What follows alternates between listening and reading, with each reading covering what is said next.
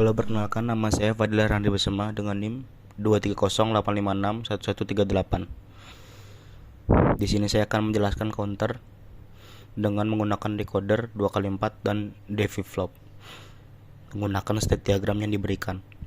Nah, ini soal sama seperti nomor 4. Tadi langkah penyelesaiannya dimulai dari kita menentukan state table dari state diagram yang diberikan. Mulai dari present state, next state, jika diberikan input 0 atau 1. Nah, dari situ kita bisa menentukan juga excitation table-nya. Kita tentukan excitation table untuk D flip-flop. D flip-flopnya.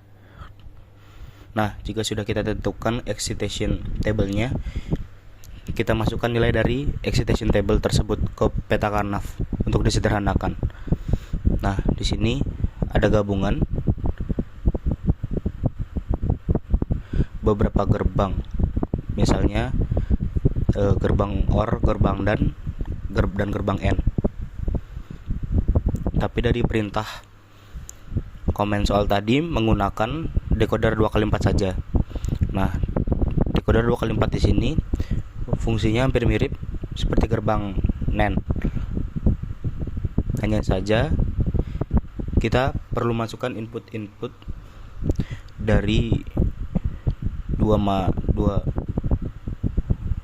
masukan. Misalnya dari ini kita ambil contoh yang pertama, ada decoder 2x4. Yang pertama ada AC aksen. Nah, kita ambil dari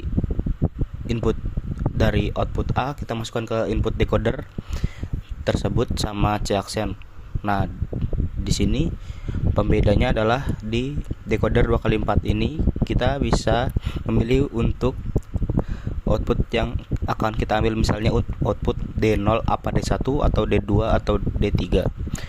Nah, karena tadi kita tujuannya adalah untuk mengalih fungsikan decoder ini sebagai gerbang NAND, jadi kita akan menggabungkan dari AC aksen ini, lalu AX, lalu A aksen B, BC aksen X, untuk menjadi hasil akhirnya seperti ini.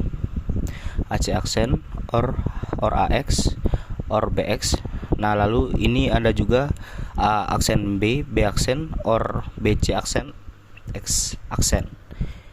Nah, di sini pada awalnya kita mengambil output D3 karena kita hanya ingin menggabungkannya.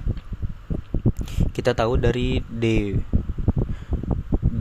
output D0 itu, jika ada decoder 2x4 hasilnya adalah A bar B bar, D0 hasilnya adalah A bar B, D2 hasilnya adalah AB bar, dan D3 hasilnya adalah AB.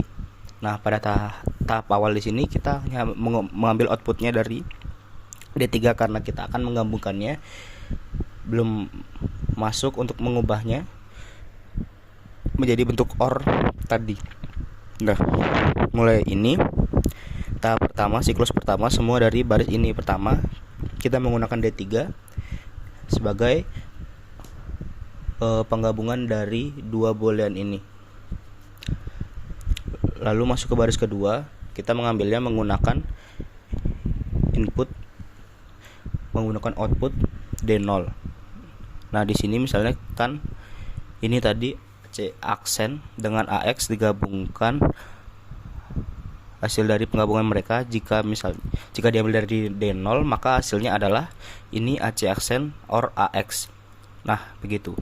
Jadi dari outputnya ini juga nantinya masukkan ke decoder lain juga begitu seterusnya sampai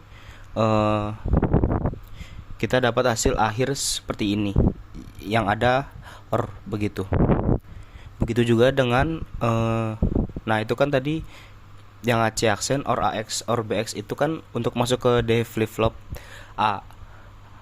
Hal yang sama juga berlaku untuk mendapat nilai di D flip flop B atau D flip flop C. Nah, di D flip flop C ini karena dia hanya memiliki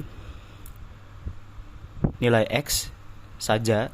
Jadi dia hanya berputar di decoder yang pertama ini. Input dari sini masuk ke decoder X. Nah, lalu dia masuk lagi ke kita masuk ke penjelasan cara menggunakan rangkaian ini. Nah, cara menggunakan rangkaian ini juga tidak jauh seperti tadi, menggunakan counter, menggunakan NAND gate, dan jika flip flop. Kita hanya perlu membaca state table, next state-nya begitu, berapa begitu seterusnya. Nah, kita langsung praktikkan saja. Saat present state-nya 000 diberikan input 0, ini X-nya input 0, maka next state-nya akan bernilai 001. Nah, kita clock saja ini. Nah, ini 001 ABC-nya bernilai 001. 001 jika kita berikan 1 di state table-nya akan bernilai 010. Berikan input 1. Nah, berubah. Misalnya 010 kita berikan input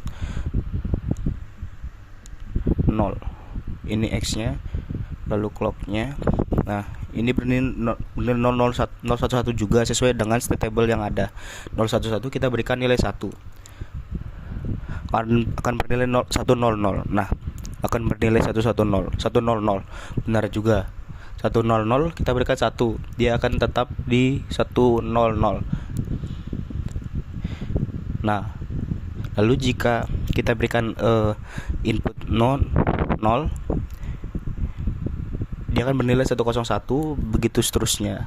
Kita hanya perlu mengikuti state table sama seperti penyelesaian dari soal nomor 4 tadi. Ini hanya perbedaan dari penggunaan gerbang NAND yang akan diwakilkan, dialihfungsikan menggunakan decoder 2x4. Mungkin sekian saja penjelasan dari saya. Terima kasih.